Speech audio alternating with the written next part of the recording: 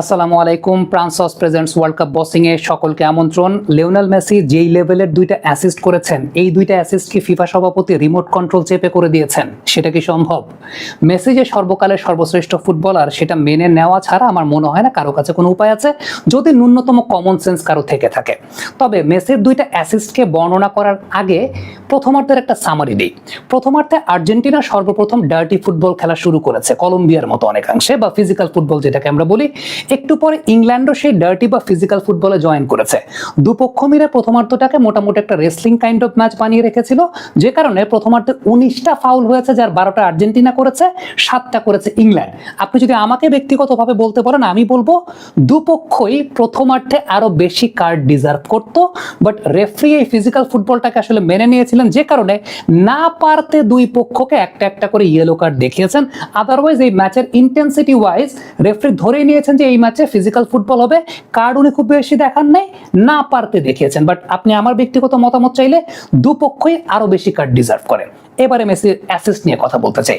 প্রথম যে অ্যাসিস্টটা, মেসির পায়ে যখন বলটা আসলো সেকেন্ড টাইম, মেসি বাঁ দিকে যেভাবে ড্রিবলটা নিলেন, এই ড্রিবলটাতেই তিনি পুরো পেনাল্টি এরিয়ার ভেতরে যত ডিফেন্ডার আছে সবাইকে বোকা বানিয়েছেন।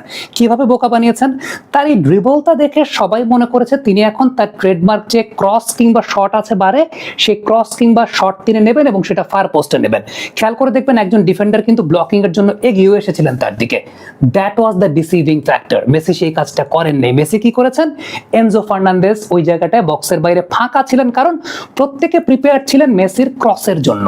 পেনাল্টি এরিয়ার ভেতরে প্রত্যেকের অবস্থান যদি আপনি লক্ষ্য করে দেখেন, প্রত্যেকে প্রিপেয়ার ছিলেন যে মেসি বারে ক্রস করবে কিংবা বারে শুটে যাবে, ওই জন্য সবাই অপেক্ষা করছিলেন। বাট মেসি সেটাকে অ্যান্টিসিপেট করতে পেরে তিনি জাস্ট বলটা এনজো ফার্নান্দেজকে বাড়িয়েছেন, এবং এনজোর ওই শটের জন্য কোনো ডিফেন্ডারের প্রিপারেশন ছিল না, কারণ প্রত্যেকে প্রিপারেশনটা নিয়ে নিয়েছিলেন যে মেসি শটে যাবে, বাট এনজো বক্সের বাইরে থেকে শুটটা নিয়েছেন। এর আগেও তিনি আরেকটা শুট নিয়েছিলেন, যেটা পিকফোর্ড ভালো সেভ করে দিয়েছেন। সো এক্ষেত্রে এনজো গোলটা পেয়েছেন। লিওনেল মেসির একটা মাস্টার ক্লাস অ্যাসিস্ট। প্রাণ সসের মাখামাখি টেস্ট নুডলসকে করে তোলে আরো ইয়ামি, আরো জোস। প্রাণ সস, সসের বস। সেকেন্ড অ্যাসিস্টের কথা যদি বলি, সেখানে কিভাবে আসলে বোকার তিনি বানিয়েছেন। প্রথমত লা পজা, লিওনেল মেসি যেটা করেছেন, বলটা পেয়ে একটু হোল্ড করেছেন, পজ দিয়েছেন। এই পজটা দেখে সবাই যেটা ভেবেছেন সেটা হচ্ছে খুব সম্ভবত ওই জায়গাটায় মন্টিয়েল ছিলেন। মেসি হয়তো বা ওয়েট করছেন মন্টিয়েল একটা রান নিবে, অর্থাৎ ওই জায়গাটায় রাইট উইঙ্গার একটা রান নিবে, এটার জন্য অপেক্ষা করছিলেন সবাই। এবং মেসির বডি ল্যাঙ্গুয়েজটা এরকমই ছিল, ওই লা পজার বিষয়টা হচ্ছে বডি ল্যাঙ্গুয়েজটা এরকমই ছিল যে মেসিও হয়তো বা অপেক্ষা করছিলেন, তার দৃষ্টিটা ওই দিকে ছিল যে মন্টিয়েল, খুব সম্ভবত Montiel, I might be wrong, but ওই প্লেয়ারটা রাইট উইঙ্গার, ওই প্লেয়ারটা একটা রান নিবে এবং মেসি তাকে বল পাস করবেন, এরকম একটা ব্যাপারের জন্য, এবং প্রত্যেকের অবস্থানটা সেরকমই ছিল। বাট মেসি হঠাৎ করে ডান দিকে স্পিড বাড়িয়ে একদম কর্নার ফ্ল্যাগের কাছাকাছি পর্যন্ত নিয়ে গিয়ে দেন করলেন একটা ক্রস।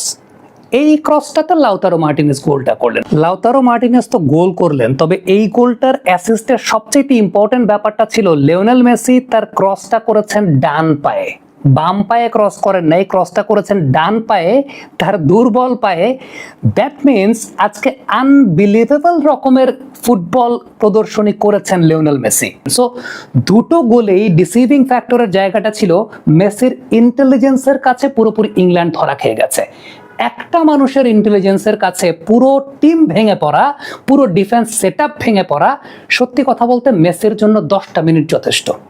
10 মিনিট যথেষ্ট একটা ম্যাচ বের করতে। That's Lionel Messi for you.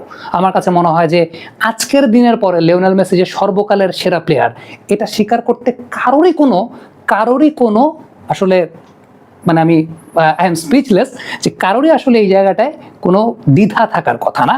কারণটা হচ্ছে যেই লেভেলের, যেই ম্যাচের ইন্টেন্সিটি ওয়াইজ 1-0 গোলে পিছিয়ে পড়ার পর যেই লেভেলের দুটো অ্যাসিস্ট মেসি করেছেন, এবং যেরকম ইন্টেলিজেন্সের সঙ্গে তিনি অ্যাসিস্ট করেছেন, to be very honest, hats off to Lionel Messi. আমি 98 থেকে ফুটবল দেখি, আমি মনে হয় না আমার জেনারেশনে এত কনসিস্টেন্ট বেসিসে যে 39 বছর বয়স পর্যন্ত এত কনসিস্টেন্ট বেসিসে এই লেভেলের ফুটবলার দেখেছি। কমেন্ট বক্সে আপনাদের মন্তব্য, মতামত জানতে চাই, লিখে পাঠাবেন।